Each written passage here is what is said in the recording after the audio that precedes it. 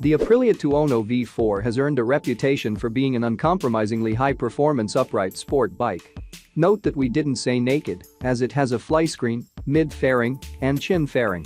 The 2021 Aprilia Tuono V4 will be a bit more civilized than previous editions of the Canyon and track-ready brawler.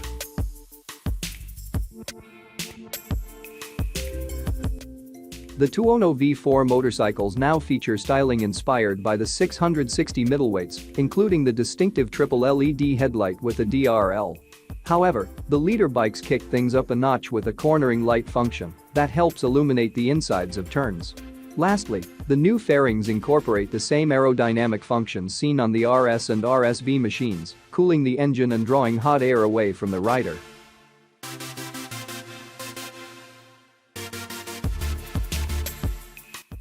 The new design puts the focus on ergonomics with a new fuel tank and the seat lowered by 9 mm, increasing spaciousness and creating a more comfortable fit with the fairing and a more natural and relaxed riding position, even for taller riders.